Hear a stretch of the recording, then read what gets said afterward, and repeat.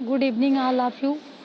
JRF मेरा जुनून home science class में आप सभी लोगों का स्वागत है। मैं ज्योति सिंह आज आप सभी लोगों को गर्भावस्था के दौरान या उस गर्भवती महिला का देखभाल, महिलाओं से संबंधित स्वास्थ्य की समस्याएं कौन कौन सी होती हैं, इसके बारे में हम लोग अध्ययन करेंगे। इसके पूर्व क्लास में हमने देखा था कि वृद्धि एवं विकास के सिद्धांत, तो जो हमारा गर्भवती महिलाओं में रोकथाम की कुछ चीज़ें होती हैं जिसके लिए उन्हें सतर्क रहना चाहिए।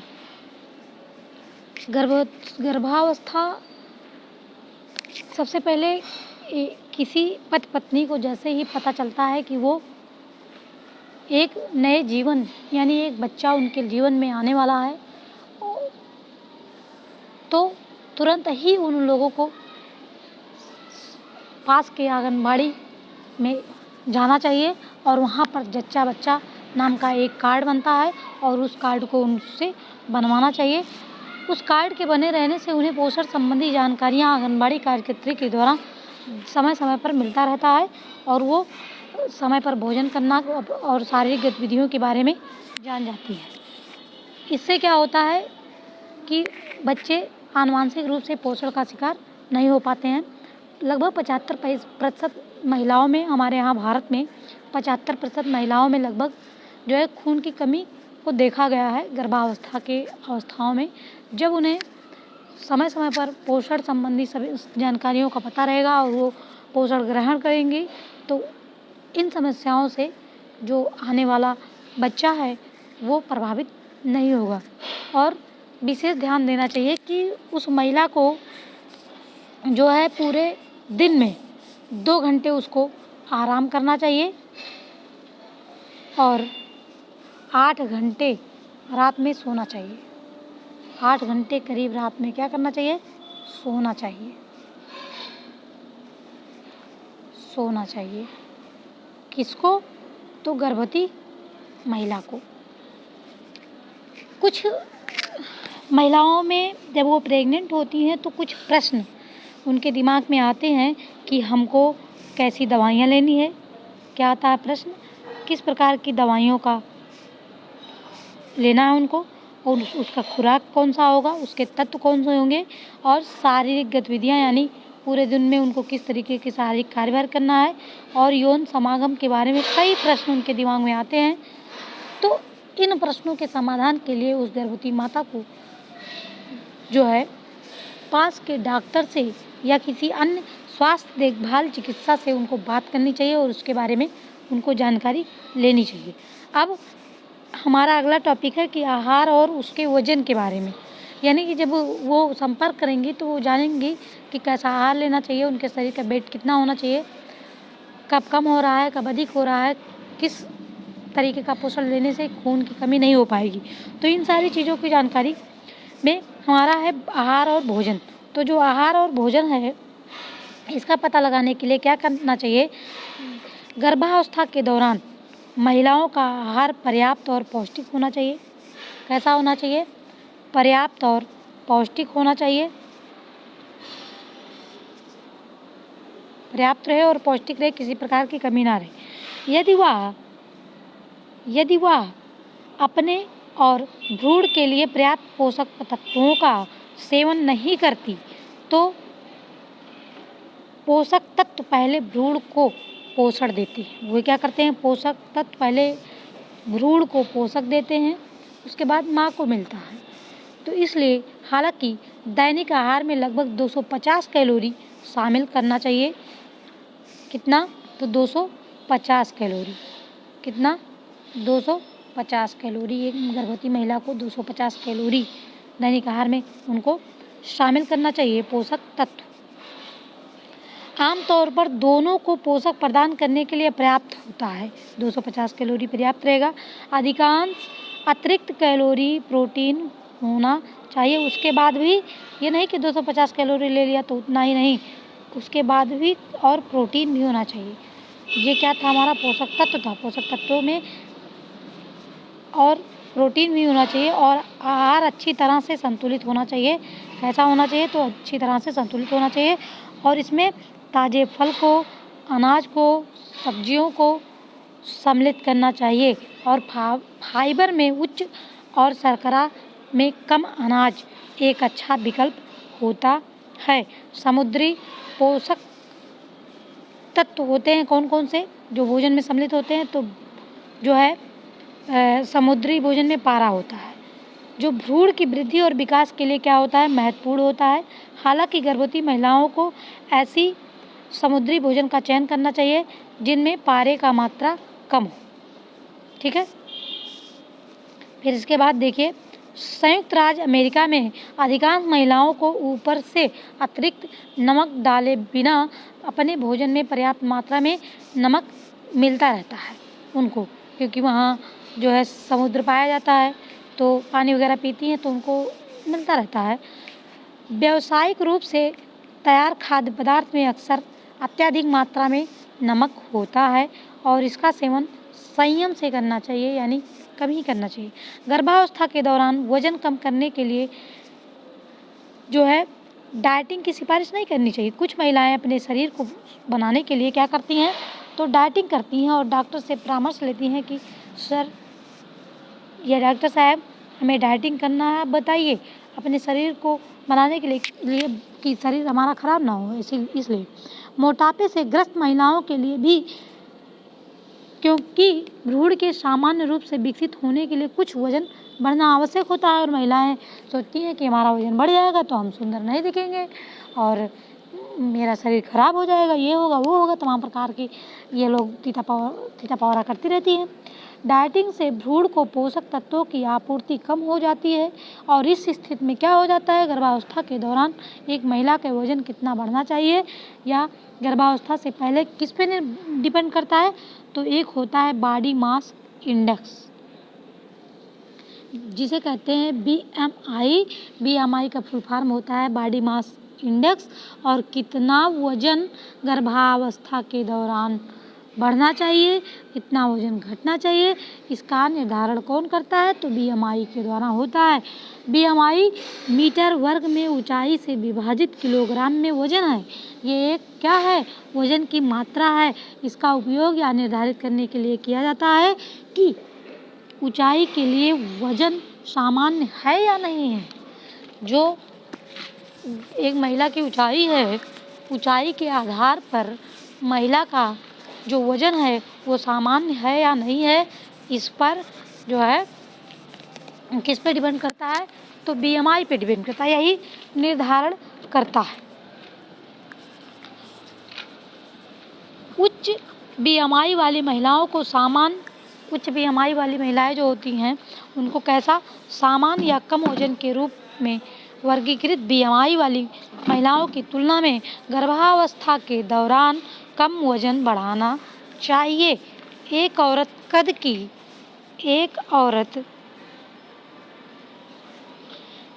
की महिला को गर्भावस्था के दौरान लगभग 25 से 35 पाउंड, कितना पाउंड? 25 से 35 पाउंड वजन बढ़ाना चाहिए, यानी कि 11.5 से 16 किलोग्राम तक वजन बढ़ना चाहिए। कितना वजन बढ़ना चाहिए? तो 11.5 से 16 किलोग्राम तक वजन को बढ़ना चाहिए। जब महिला गर्भवती हो जाए लगभग इतना वजन बढ़े। फिर इसके बाद बहुत अधिक वजन बढ़ाने से महिला और भ्रूण पर क्या होता है? अधिक चर्बी जम जाती है, क्योंकि अगर बहुत अधिक वजन बढ़ जाएगा तो तब भी दिक्कत होगा, चर्बी बढ़ जाएगा। क्योंकि गर्भावस्था में बाद में वजन बढ़ना नियंत्रित करना कठिन हो जाता है। एक महिला को पहले महीनों के दौरान बहुत अधिक वजन बढ़ने से बचने की कोशिश करनी चाहिए।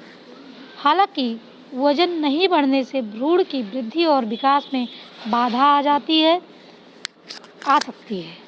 1 लीटर तिमाही यानी गर्भावस्था के 0 से 12 सप्ताह के दौरान अधिकांश महिलाओं के लिए कुल बढ़ा हुआ वजन 1.1 से 4.4 पाउंड यानी कि 0.5 और 2 किलोग्राम के बीच होना चाहिए। कभी कभी गर्भवती महिला का वजन बढ़ जाता है क्योंकि वह द्रव को शरीर में बनाए रखती है। गर्भावस्था में बाद में द्रव का प्रतिधारण हो सकता है क्योंकि वह जब वह लेटती है तो वह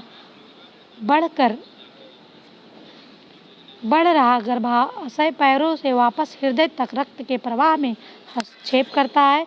दिन में 2 से 3 बार 30 से 45 मिनट के लिए करवट लेटने से इस समस्या से राहत मिल सकती है।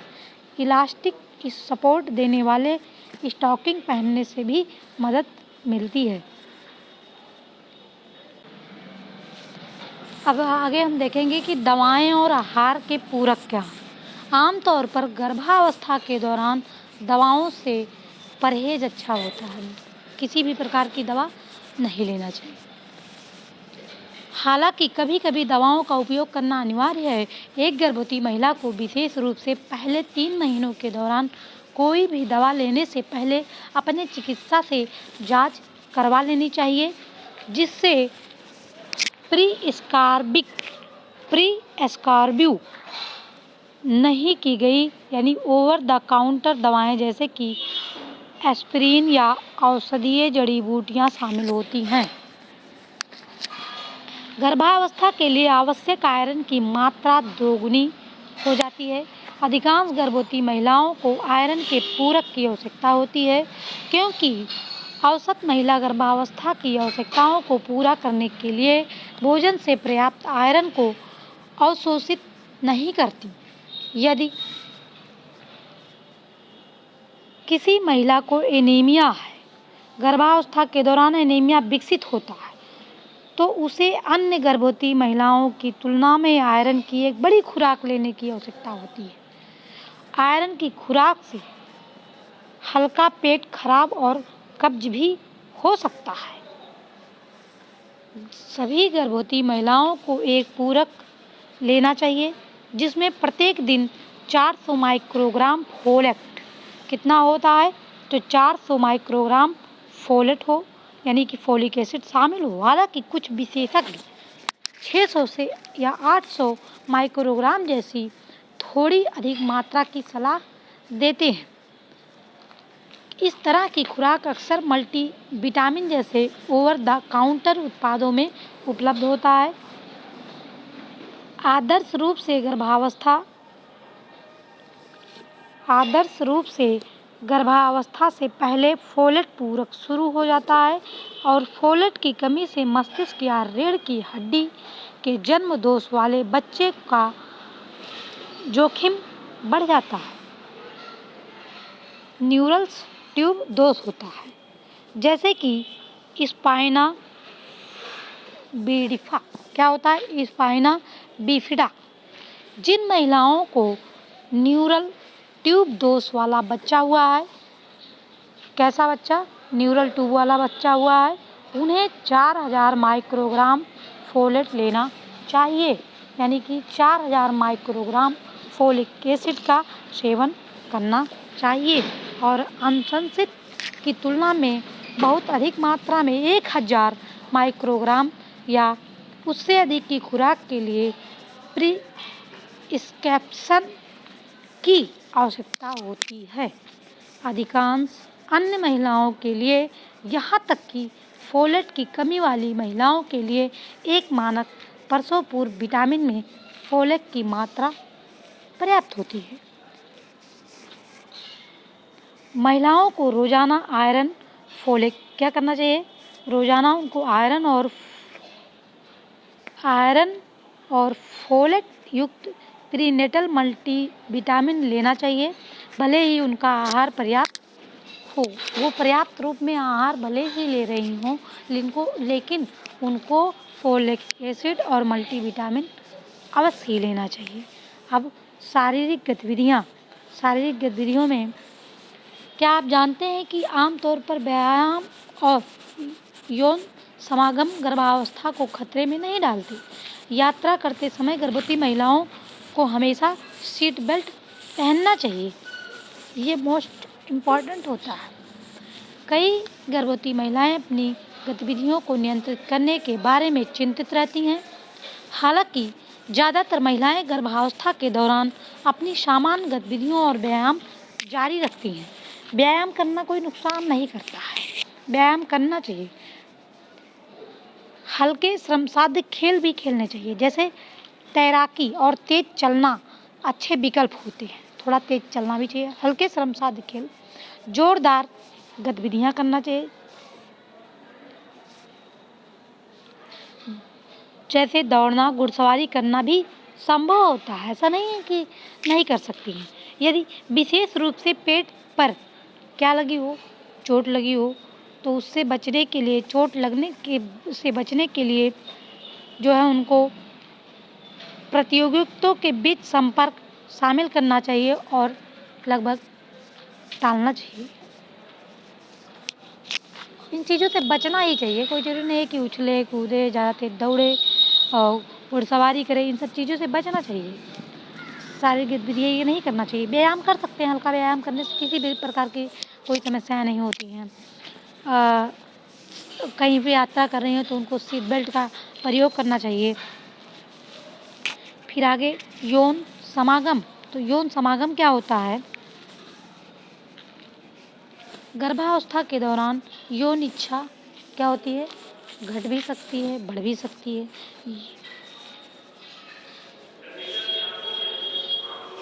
यौन समागम गर्भावस्था के दौरान सुरक्षित होता है जब तक कि एक महिला को यौन से रक्तस्राव द्रव और एमिनोटिक द्रव का रिसाव या गर्भाशय के संकुचन न हो। ऐसे में यौन समागम को टालना ही चाहिए। लगभग यौन संबंध गर्भावस्था में नहीं स्थापित करना चाहिए। फिर उसके बाद स्तनपान की तैयारियां क्या है कि गर्भावस्था के दौरान स्तनपान करने वाली महिलाओं को अपने निप्पल को स्तनपान के लिए तैयार करने के लिए कुछ भी करने की आवश्यकता नहीं होती। प्रसव के पहले मैनुअल रूप से स्तन से तरल पदार्थ निकलने से स्तन का संक्रमण यानी मैस्टाइटिस हो सकता है या समय से पहले प्रसव भी हो सकता है। शरीर सतह की रक्षा के लिए स्नेह को स्रावित के स्तनपान के लिए एरियोला और निप्पल तैयार करता है। इस स्नेह को पोंछना नहीं चाहिए। कुछ पदार्थ निकलते हैं स्तनपान किसी भी प्रकार का उनको, जैसे जब डिलीवरी होता है तो उस समय कोई महिलाएं अगर सोचे कि हमको उसके लिए भी कोई तैयारी करनी है, नहीं, कोई तैयारी नहीं करना होता है। उनके जो निप्पल्स होते हैं उसमें एक मैस्टाइटिस नाम का पदार्थ निकलता है और एरियोला और निप्पल अपने आप तैयार हो जाते हैं और उसको पोंछना नहीं चाहिए। जिन महिलाओं ने सफलतापूर्वक स्तनपान कराया है उन्हें देखना और उनसे बात करना शिक्षाप्रद और उत्साहजनक होता है। और कोई महिलाएं अगर ऐसी हैं जो पहले ही बहुत ही आसानी तरीके से या किसी भी प्रकार की समस्याओं का सामना ना करके वो डिलीवरी करवा चुकी हैं और उसके बाद बच्चे को स्तनपान करवा चुकी हैं, तो उनसे सलाह लेना चाहिए और उनसे बातें करना चाहिए, जिससे किसी प्रकार का जो डर होगा वो सारी चीज़ें दूर हो जाएंगी और बहुत ही उत्साहजनक बातें रहेंगी शिक्षाप्रद, जिससे आसानी से उस कार्य को कर सकते हैं, आप करवा सकती हैं। फिर आगे है गर्भावस्था के दौरान यात्रा। तो गर्भावस्था के दौरान लगभग यात्रा ना ही किया जाए तो ज़्यादा बेटर है। गर्भावस्था के दौरान यात्रा करने का सबसे सुरक्षित समय होता है 14 से 28 सप्ताह के बीच। ज़्यादा हो सके तो 14 से 28 सप्ताह के बीच यात्रा किया जाए और उसके बाद ना किया जाए। यात्रा का समय दिन में 6 घंटे से अधिक नहीं होना चाहिए। कितने घंटे से अधिक नहीं होना चाहिए? 6 घंटे से अधिक नहीं होना चाहिए। तो 14 से 28 सप्ताह के बीच में उनको यात्रा करनी चाहिए और उसके बाद नहीं करना चाहिए जब तक कि डिलीवरी ना हो जाए, और 6 घंटे से अधिक उनको यात्रा भी नहीं करना चाहिए। महिलाएं अपने डॉक्टर से यात्रा के बारे में उपयोगी सुझाव और जानकारी प्राप्त कर सकती हैं और जैसी उनकी शारीरिक परिस्थिति हो उस तरीके से डॉक्टर से संपर्क करें और यात्रा के लिए उनसे सुझाव लें कि हाँ यात्रा कर सकती हैं कि नहीं कर सकती हैं। और अगर कोई महिला यात्रा कर रही है किसी हवाई जहाज़ से या किसी अन्य वाहन से तो बेल्ट क्या करना चाहिए, उन्हें हमेशा सीट बेल्ट पहने रखना चाहिए। और क्या होना चाहिए, लैप बेल्ट को कूल्हों के आर पार और फैलते हुए पेट के नीचे उसको रखना चाहिए। शोल्डर बेल्ट को स्तनों के बीच रखने से सीट बेल्ट पहनने को और अधिक आरामदायक बनाने में मदद मिलती है। बेल्ट चुस्त होना चाहिए लेकिन असुविधाजनक रूप से तंग नहीं होना चाहिए। उसके बाद किसी भी तरह की यात्रा के दौरान गर्भवती महिलाओं को समय समय पर अपने पैरों को, अपने टखनों को फैलाना और सीधा करना चाहिए। हवाई जहाज पर यात्रा करने के लिए लगभग 36 सप्ताह तक सुरक्षित होता है, यानी 36 सप्ताह हुआ हो प्रेग्नेंट हुए तो यूज कर सकती है। 36 सप्ताह में इस प्रतिबंध का प्राथमिक कारण अपरिचित वातावरण में प्रसव पीड़ा और प्रसव का जोखिम भी हो सकता है। फिर उसके बाद अगला हमारा है टॉपिक गर्भवती महिलाओं में रोकथाम। कुछ ऐसी चीज़ें होती हैं जिसके लिए उन्हें रोकथाम की भी आवश्यकता होती है, जैसे कि गर्भवती महिलाओं की कई विकारों के लिए जांच की जाती है, जैसे क्या उच्च रक्तचाप और मधुमेह होता है, यौन संचारी संक्रमण होता है, RH, रक्त आशंका होता है जो नवजात शिशु के हेमोलिटिक रोग का कारण बन सकता है, मूत्र संबंधी बैक्टीरिया होता है, आनुवांशिक विविधताएं जिनसे जन्म दोष हो सकता है, भ्रूण में क्रोमोसोम असामान्यताएं हो सकती हैं, प्री एक्लेम्प्सिया होता है, प्लेटलेट्स और भ्रूण असामान्यताएं अल्ट्रासोनोग्राफी का उपयोग करके करना चाहिए। गर्भावस्था के दौरान उनकी देखभाल भी की जानी चाहिए। इन सारी परिस्थितियों में कौन कौन सी परिस्थितियों में, तो यदि गर्भवती महिलाओं का उच्च रक्तचाप है, उन्हें मधुमेह है, उन्हें यौन संचारी संक्रमण है, उनमें RH, रक्त असंगता है, मूत्र संबंधी बैक्टीरिया है, या आनुवांशिक विभिन्नताएं किसी प्रकार के दोष हैं, या भ्रूण में क्रोमोसोमल असामान्यताएं हैं, या फिर प्री एक्लेम्प्सिया है, तो ऐसी स्थितियों में उनकी देखभाल करनी चाहिए। गर्भावस्था से पहले यदि संभव हो तो उनके दौरान महिलाओं को जन्म दोषों को रोकने के लिए फोलेट यानी फोलिक एसिड दिया जाता है। अक्सर गर्भावस्था के दौरान एनीमिया से बचाव के लिए महिलाओं को आयरन भी दिया जाता है और उन्हें गर्भवती होने से पहले और गर्भावस्था के दौरान तंबाकू, शराब और मनोरंजन दवाएं बंद करने की भी सलाह दी जाती है। इसके बाद हम आगे पढ़ेंगे गर्भावस्था का पता लगाना और तारीख तय करना और डेटिंग, इस सारी चीज़ों का किस तरीके से करेंगे और फिर कौन कौन से परीक्षण होते हैं, इसको हम अगली क्लास में करेंगे। धन्यवाद।